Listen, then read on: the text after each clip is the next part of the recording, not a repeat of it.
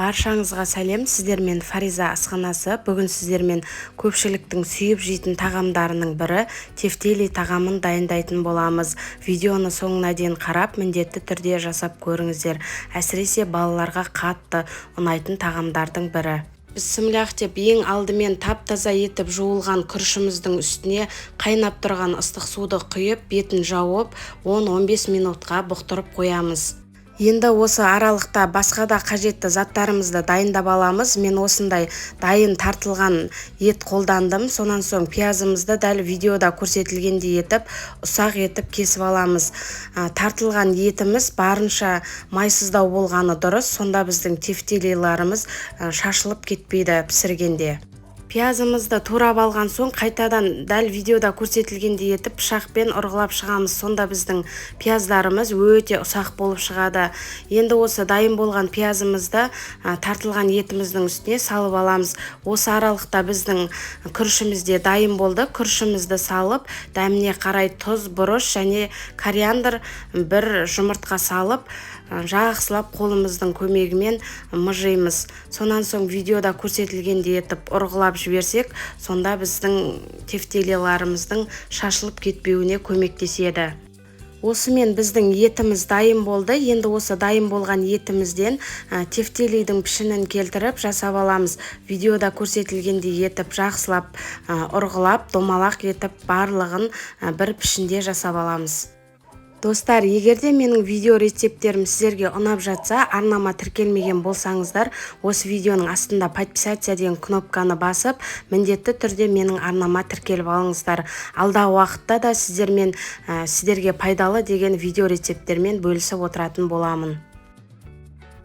Мінекей, барлығын бір көлемде етіп жасап алдық. Енді осы тефтелиларымызды қызып тұрған табадағы майға салып қуырып алатын боламыз. Майды өте көп құймаймыз, кішкене ғана құйсақ жеткілікті. Мен осы жасаған тефтелиларымның барлығын осы бір табада пісіріп алдым.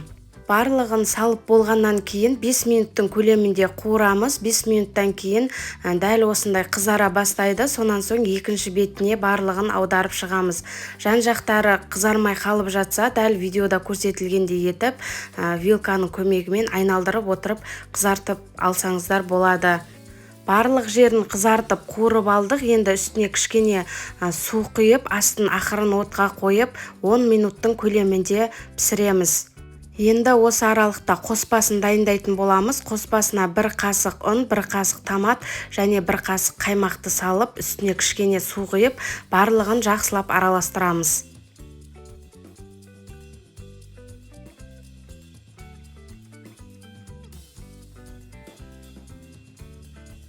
Барлығын бір келке етіп жақсылап араластырып алғаннан кейін үстіне тағы да кішкене су құйып, сұйықтау етіп қоспамызды жасап аламыз. Мінекей, біздің тефтелиларымыз 10 минуттың көлемінде қайнады. Көріп тұрғандарыңыздай суы кішкене тартылды. Дәміне қарай кішкене тұз сеуіп, сонан соң келесі бетіне айналдырып, жаңағы дайындап алған қоспамызды қосамыз. Кейін қайтадан 5 минутқа бұқтырып қоямыз. Енді гарнир дайындаймыз. Гарнирге мен макарон пісіремін. Қайнап тұрған ыстық судың үстіне дәміне қарай тұз және май қосып, макарондарымызды салып, піскенше қайнатып аламыз. Мен балаларға дайындап жатқандықтан, оларды қызықтыру мақсатында осындай бантик макаронды пайдаландым. Мінекей, осымен біздің тағамымыз дайын болды. Көріп тұрғандарыңыздай тефтелиларымыз да әдем болып пісіп шықты. Мына жақта макаронымыз да дайын болды. Енді осыны әдемі етіп ыдыстарыңызға салып, дастархандарыңызға ұсына берсеңіздер болады. Міндетті түрде дәл осы рецепт бойынша жасап көруге кеңес беремін. Сіздерге ұнайды деген ойдамын. Әсіресе балаларға жасап берсеңіздер, бір отырғаннан ешқандай да қалдырмай жеп қоятыны сөзсіз. Сіздермен болған Фариза. Келесі видеода кездескенше сау болыңыздар.